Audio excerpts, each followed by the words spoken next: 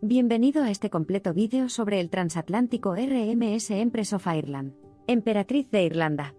En el transcurso de los próximos minutos, emprenderemos un viaje en el tiempo, aprendiendo sobre este gran barco, su trágico destino y su importancia en la historia de los viajes marítimos. Construido en el periodo de 1904 a 1906, su casco era el número 443.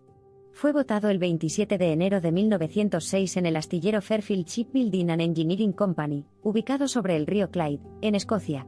Su diseñador fue Francis Elgar y el Empress of Ireland, así como su gemelo, el RMS Empress of Britain, eran considerados buques de líneas elegantes. Desde su viaje inaugural el 29 de junio de 1906, el Empress of Ireland cubrió la ruta entre Quebec, en Canadá y Liverpool en el Reino Unido, pasando por Irlanda.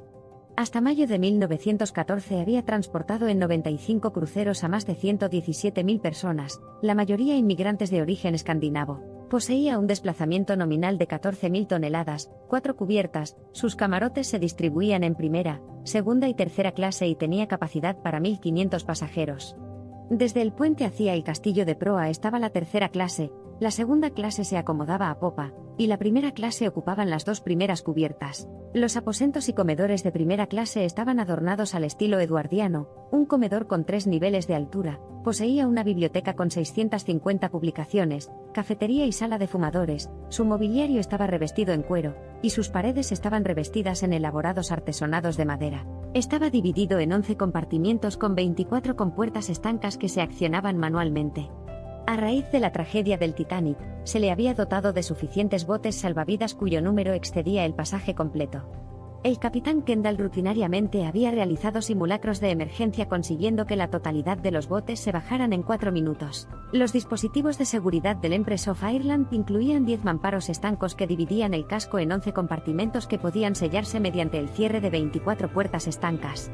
Los 11 mamparos se extendían desde el doble fondo hasta justo debajo de la cubierta de abrigo, lo que equivalía a 3 cubiertas por encima de la línea de flotación.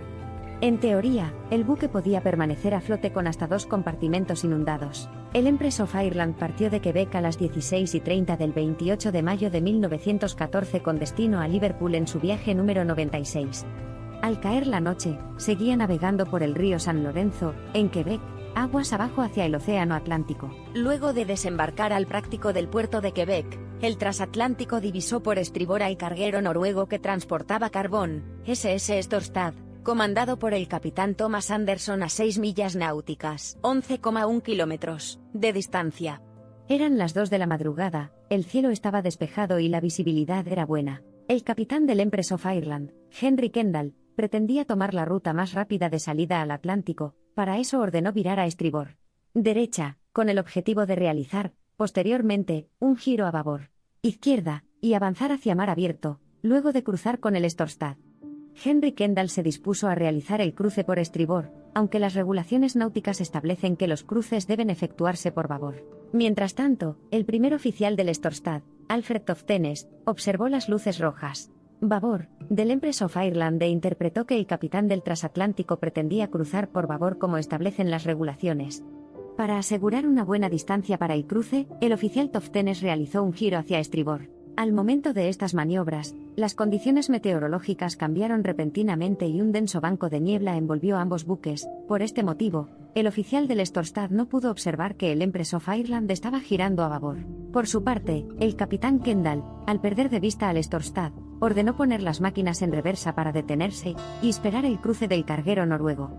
El Empress of Ireland emitió 3 silbatos cortos para informar que estaba detenido. El cambio de rumbo efectuado por el Storstad, con el objetivo de cruzar el Empress of Ireland a una distancia segura, lo estaba dirigiendo confiado sin percatarse de que lo colocaba en curso de colisión. La visibilidad reducida por la niebla le impidió a las tripulaciones de ambos barcos percatarse del peligro, hasta que fue demasiado tarde. El capitán del Storstad ordenó poner sus máquinas en reversa, mientras el capitán del Empress of Ireland ordenaba avanzar a máxima velocidad. Pero los barcos estaban demasiado cerca para evitar la colisión. El Storstad golpeó al Empress of Ireland por estribor. El daño que sufrió el casco del transatlántico fue de gran magnitud, debido a que el carguero noruego tenía el casco reforzado para enfrentar el hielo. Gran parte del impacto fue bajo la línea de flotación, volviendo incontrolable la entrada de agua. El suministro de energía eléctrica se cortó al momento de escorarse. El Empress of Ireland comenzó a escorarse rápidamente hacia estribor hasta recostarse por esa banda en 90 grados y se hundió en solo 14 minutos, sorprendiendo a gran parte del pasaje que se encontraba durmiendo. Los pasajeros que lograron salir lo hicieron por los ojos de buey del costado de babor. Muy pocos botes fueron lanzados con éxito. Aquellos que lograron escapar del barco se enfrentaron a la hipotermia debido a que las aguas estaban a 4 grados Celsius de temperatura. Kendall, su capitán, fue arrojado al agua desde el ala del puente de estribor al momento de bandearse. Logró salvarse al ser recogido por el bote número 3. El Storstad sufrió daños en la proa, pero siguió a flote y rescató a más de 400 sobrevivientes, utilizando sus propios botes salvavidas. Este luctuoso quedó casi en el olvido debido al inicio de la Primera Guerra Mundial. En números absolutos, el hundimiento del Empress tuvo menos bajas que el Titanic, naufragio que se produjo 2 años antes en Terranova. La tragedia del Titanic causó la muerte de 1.513 sobre los 2.200 pasajeros a bordo.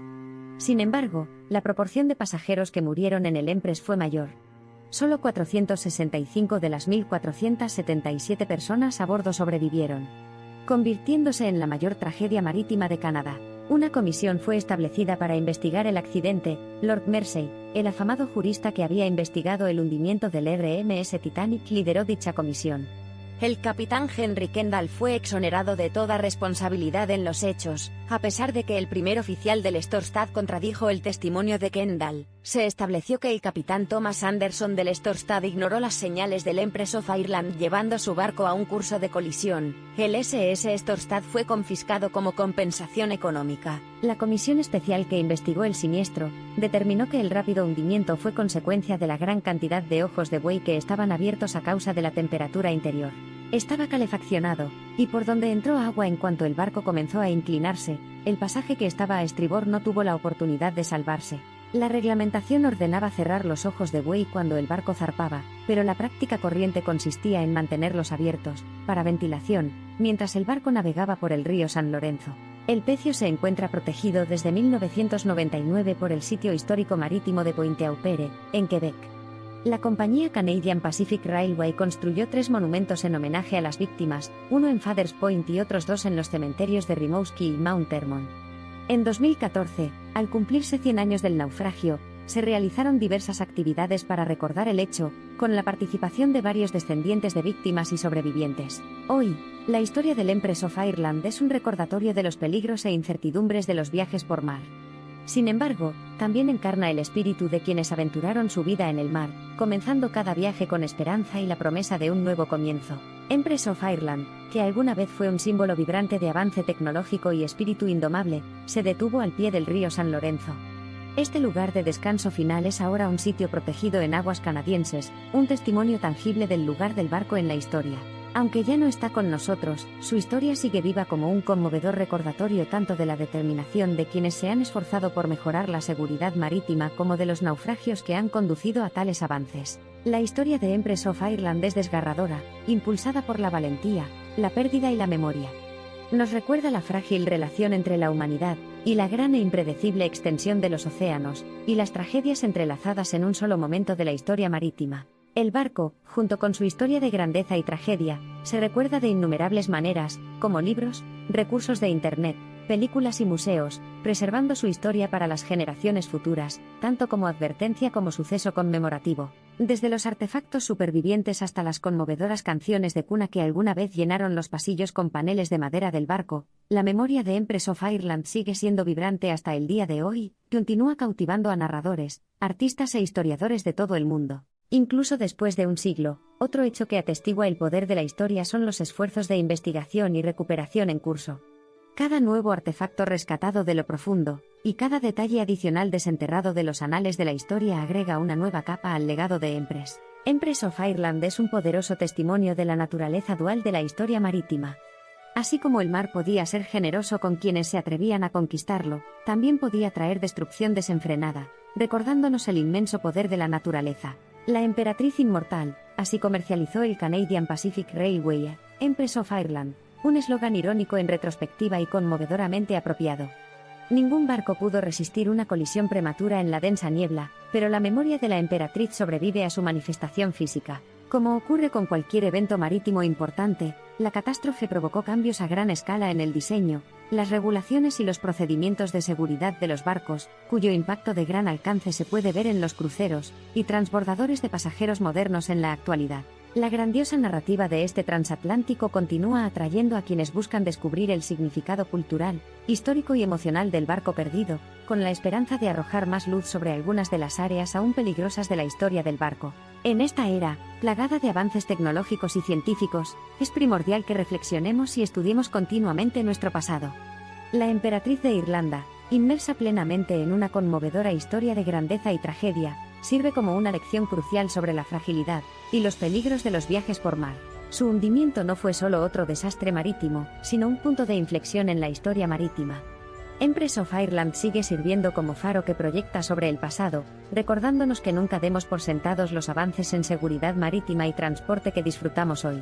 La emperatriz hundida de Irlanda no es simplemente una reliquia submarina, sino un museo viviente que habla de una época pasada. Dentro de sus restos fantasmales, la nave lleva eternamente los ecos de un pasado vibrante y el dolor de la pérdida prematura, lo que hace que su exploración continua sea aún más vital. Los sonidos solemnes del océano sirven como canto fúnebre de este transatlántico, el melancólico recordatorio de su gigantesca pérdida. Es en estas profundidades azules donde descansa ahora, envuelta en el amoroso abrazo del mar, convirtiéndose en un eco inquietante del pasado para el mundo de arriba. La vista aérea del vasto río San Lorenzo sirve como un conmovedor recordatorio de la emperatriz, ya que su extensión acuosa contiene sus restos silenciosos. La emperatriz ya no existe, pero su fatídico viaje continúa cautivando nuestros corazones y mentes, instándonos a recordar y respetar la solemne historia de este otrora gran barco. Para nosotros, generaciones alejadas del desastre de 1914, Empress of Ireland sigue cautivando nuestro imaginario colectivo. Consideramos este transatlántico hundido no solo como un inquietante recordatorio de los desastres marítimos, sino también como un símbolo duradero de nuestra conexión con el mar. Así termina la historia de la emperatriz de Irlanda, un gran barco que vivió una vida corta pero impactante. Su historia sirve como advertencia, recordándonos el colosal poder de los mares y el impacto duradero de las tragedias marítimas. Si bien físicamente este barco ya no existe, la influencia y el legado de su historia continúan resonando a lo largo del tiempo, tocando los corazones y las mentes de las nuevas generaciones. Y así vive la emperatriz de Irlanda, que no navega en mar abierto, sino que viaja para siempre a través de las corrientes de la historia y la memoria. Si te ha gustado nuestro vídeo, no dudes en suscribirte a nuestro canal. Muchas gracias.